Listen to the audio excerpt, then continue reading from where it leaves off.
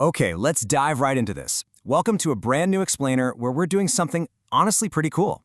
We're taking a real-world, publicly traded stock and putting it through the absolute ultimate financial gauntlet. We're going to strip away all the noise and evaluate this company through the rigorous frameworks of three legendary investors, Warren Buffett, Peter Lynch, and Benjamin Graham, before finally running it through some modern Wall Street valuation models. If you've ever wondered exactly how the masters of investing would look at a stock today, you are in the exact right place. Here's our masterclass roadmap for today. We'll start with a quick company snapshot, and then we're going to look through the Buffett, Lynch, and Graham lenses. After that, we'll run a DCF and some modern models, and then we'll wrap it all up with a final synthesis. Let's get to it. All right, Section 1, Company Snapshot. Let's meet the company braving the gauntlet today. Our subject is Interface Inc., and you'll find them trading on the NASDAQ under the very fitting ticker symbol, TILE. They're a massive global player in commercial flooring, so think carpet tiles, resilient flooring, luxury vinyl, the whole shebang. Right now, the stock is sitting at exactly $31.87. That gives them a market cap of $1.64 billion. So they're a foundational player in the consumer cyclical sector, backed by a really healthy $1.39 billion in trailing annual revenue. Now, what's really interesting about this slide is the profitability trend. I mean, just look at this upward staircase.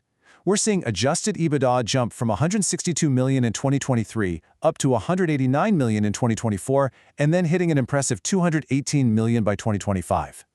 Plus, they're boasting 38.7% gross margins and an 8.4% net profit margin. These are rock-solid fundamentals. It tells us this is a business that actually knows how to execute. But the real question is it a good investment right now? Which brings us to Section 2, the Warren Buffett lens. Let's see how they hold up. So, Buffett famously looks for wonderful businesses at fair prices, right? His framework has a few absolute non-negotiables. He wants a durable economic moat to fend off competitors, consistent earnings, a really high return on equity to show capital efficiency, manageable debt, and a strong yield of what he calls owner earnings. All right, let's run Interface through that checklist. Do they have a moat? Actually, yeah, they really do. In the commercial flooring space, Interface has built this massive ESG and sustainability moat. They're recognized as one of America's greenest companies, and they're aiming to be completely carbon negative by 2040. In today's corporate real estate world, that is a huge competitive advantage. Next up, return on equity. Interface sits at a fantastic 20.6%, and their debt, well, they've been shrinking it dramatically over the last few years, down to just 0.5 times net debt to adjusted EBITDA. Buffett would absolutely love that clean balance sheet. Okay, let's turn on our assumptions spotlight here for a second. Buffett loves owner earnings. That's basically the cash a business can safely hand over to its owners after paying to maintain its current operations. Since we don't have Buffett's exact internal formula, we're using Interface's reported free cash flow of $88.7 million as our proxy. For a $1.64 billion company, generating nearly $90 million in free cash flow is a serious cash-generating engine. So, here's the ultimate question. Will the Oracle of Omaha actually buy it at $31.87? Well, Interface definitely ticks the boxes for a wonderful business. Great moat, excellent ROE, low debt. But you know Buffett, he demands a margin of safety.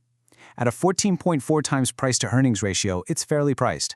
But a strict value investor like Buffett, he might just wait for a slight market dip to grab a wider margin of safety before pulling the trigger. Moving right along to Section 3, the Peter Lynch lens. Now, Peter Lynch's approach is super practical. He likes to categorize companies first to know exactly what to expect from them. But his absolute golden rule is the P/E ratio, which links the company's valuation directly to its growth rate. He also looks for strong balance sheets, and he absolutely loves to see corporate insiders buying up shares while institutional ownership stays relatively low. First things first, we've got to categorize Interface. Based on the data, they're a multi-billion-dollar operation with a 4.3% year-over-year revenue growth. So they aren't exactly a fast grower anymore. Lynch would categorize them as a stalwart. That's a large, established company that gives you stability and steady, albeit moderate growth. And this brilliantly illustrates where Interface runs into a bit of trouble with the Lynch framework. Let's do the math for that PEG ratio. If we take their trailing PE of 14.4 and divide it by their growth rate of 4.3%, we get a PEG ratio of roughly 3.3. So, quick Socratic check-in for you. If a PEG ratio of 1.0 is considered fairly valued in Peter Lynch's book, what in the world does a 3.3 PEG mean? Well, it means it's pretty expensive relative to its current growth. Because of this, even with that rock-solid balance sheet, Lynch would probably rate this stock a hold or even a sell until management can really accelerate that top-line growth.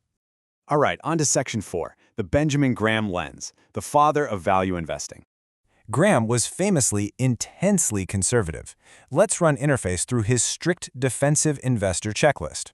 Adequate size? Yep, at $1.64 billion, it easily passes Graham's threshold. Strong financials and earning stability? Yes, they have really consistent net income, hitting $116 million recently. What about a dividend record? Yes, again, they maintain a consistent annual dividend of roughly 6 cents per share.